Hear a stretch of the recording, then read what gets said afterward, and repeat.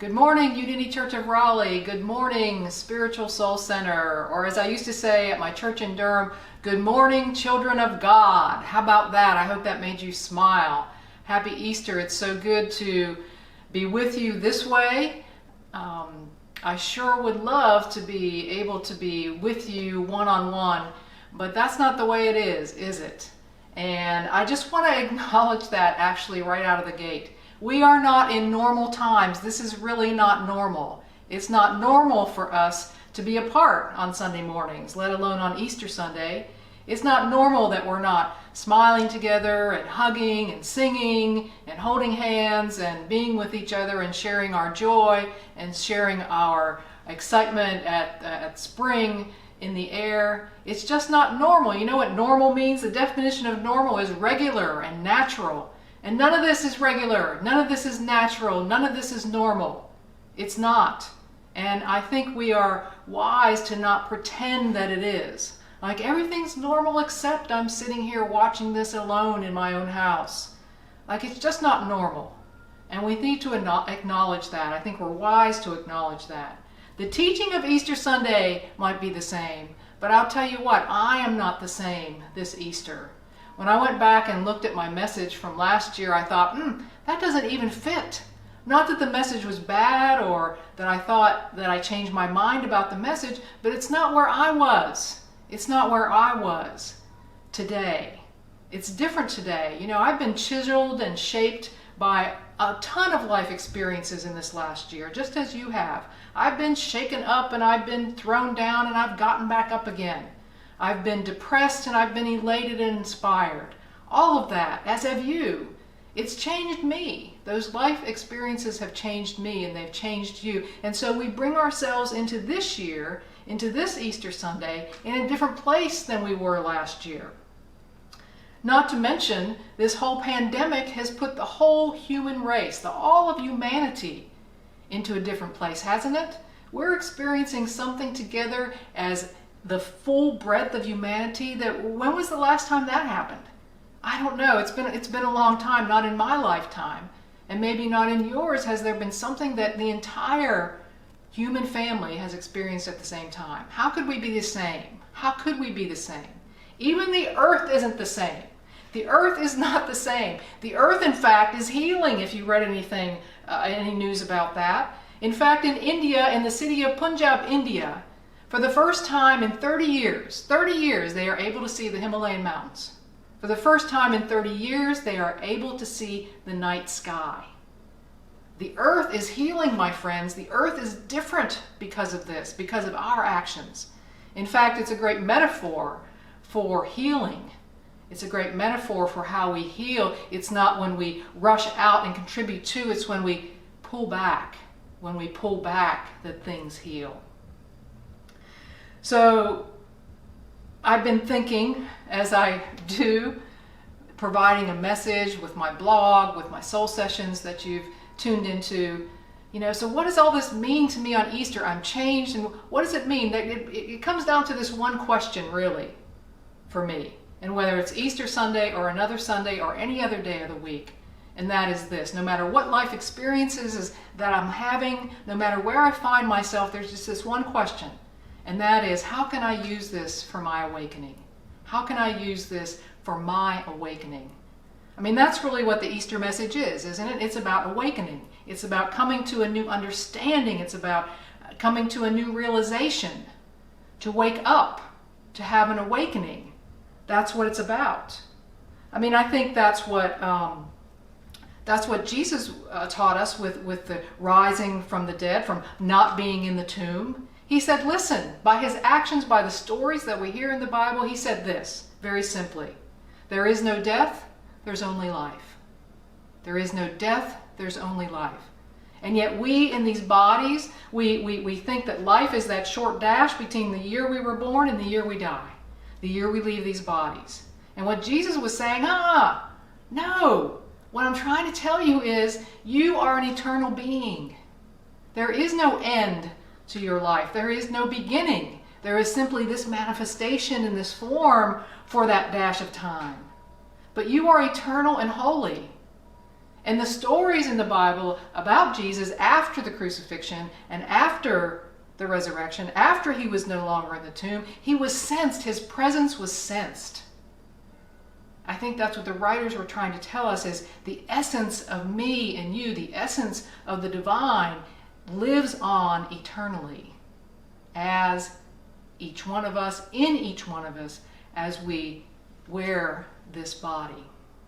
That's a powerful message. And I don't think Jesus came to say, and this may sound weird to say on an Easter Sunday morning, but I don't think he was talking about transformation either. You know what I think he was talking about?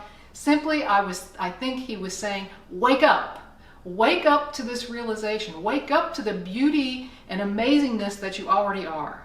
I think that's what he was trying to tell us. He taught very simply. He taught in parables, which he used common themes, common things that people were familiar with in the time. Seeds and jugs of water and wine, things that were very common. And he spoke in precepts, in these short little phrases to give us that information. Now my favorite one, 3 little words, simply say, love one another.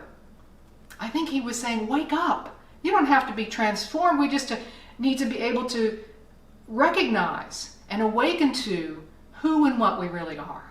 I think that's the Easter message. I think that's the Easter message, because we've gotten caught up in the world, we've gotten caught up in this body alone, and we forget, even though we say we are spiritual beings having a human experience, I don't think we live that way. I don't think so. I think we forget. And the Easter message is simply, wake up to that. Wake up to that.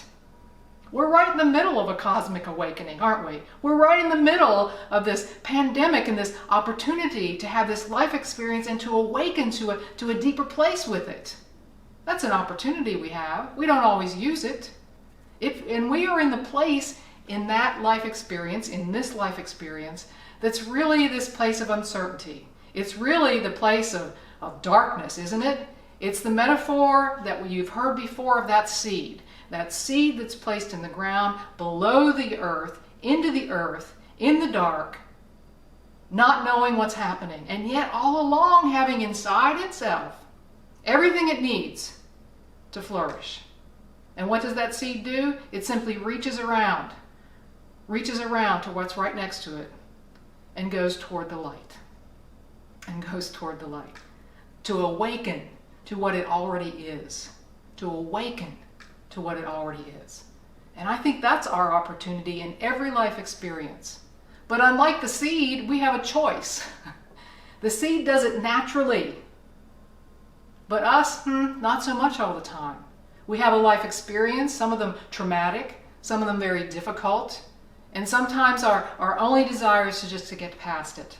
Just to get past it as soon as we can. Every time I ride up to Raleigh, I think of this metaphor of being caught on the side of the road with that flat tire, and all I want somebody to do is just come and change the tire so I can get on with my life. And that's how we look at some of our life experiences. Instead of asking, how can I use this for my awakening? How can I use this for my awakening? That's my choice. Do you want to awaken?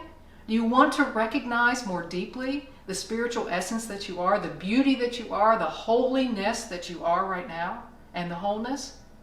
I think we have to have a desire. We have to have a desire because we're not like that seed. It doesn't come naturally to us all the time. But here's the thing. I want you to walk around with this affirmation maybe for this Easter.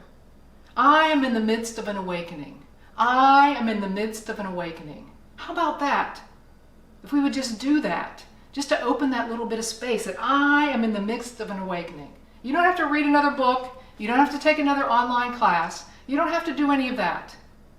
You simply have to claim the truth that's already inside you, the truth of your spiritual nature, right here, right now. It comes from within, just like in that seed. It comes from within. If your answer is yes, that I want to live in an awakened state, that I'm in the midst of an awakening, then I have some guidance for you, maybe some advice, maybe pointing toward. And I'll tell you this, we've got to get out of our busyness. We've got to get out of our busyness. We've got to take our foot off the gas and slow down. Really, we do.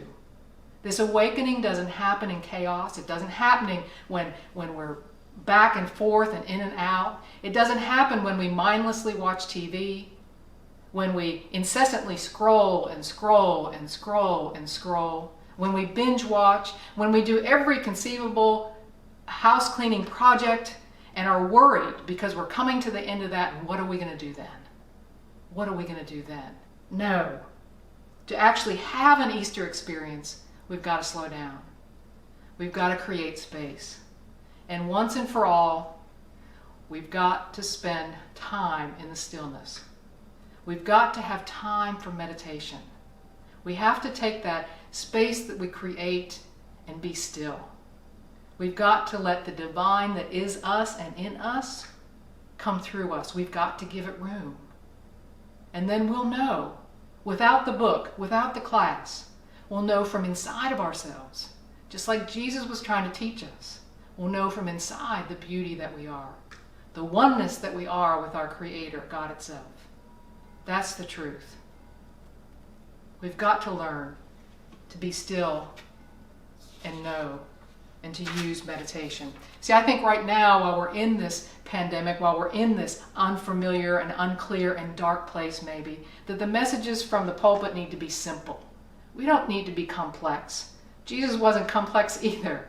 I think we need to be very simple, and I'm inviting you on this Easter to decide, do I want to have an awakening? Do I desire an Easter experience? And if I do, then I commit to slowing down, to taking my foot off the gas, to not filling every moment, and to practice meditation, to practice being still, so that that stillness, and from that stillness, arises an awakening like one maybe you've never had before. I know it's possible, and that is my Easter wish for you. The best way to come to that place of stillness is not to listen to me talk about it, but to have that experience together. And so I thought this morning together we might listen to this just amazing chant from Carl Anthony that is about what it feels like to be awakened. It's called Awakening. And I thought we'd sit together this morning with our eyes closed or open, either way, and listen to these words and to feel the emotion in them, and to feel that opening begin to happen inside of us, and what it feels like to be awakened in this moment on this Easter Sunday, right here, right now. I love you all so much. Amen. Still my mind, be at peace in my awakening. I release with my heart, free my soul in my awakening. I am whole.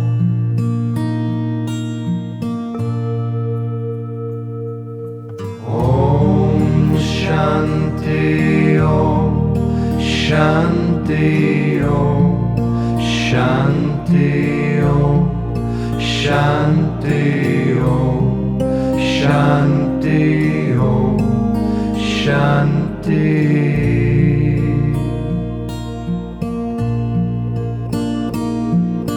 Om Shanti Om Shanti Om Shanti Om Shanti Om Shanti Om Shanti.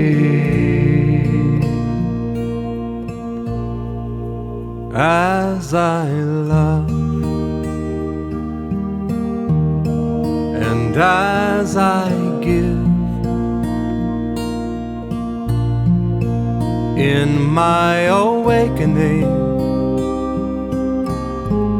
I choose to live. Give me strength, shine your light in my awakening.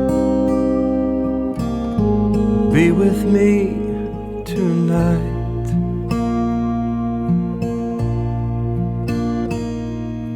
Om Shanti Om Shanti Om Shanti Om Shanti Om Shanti Om Shanti.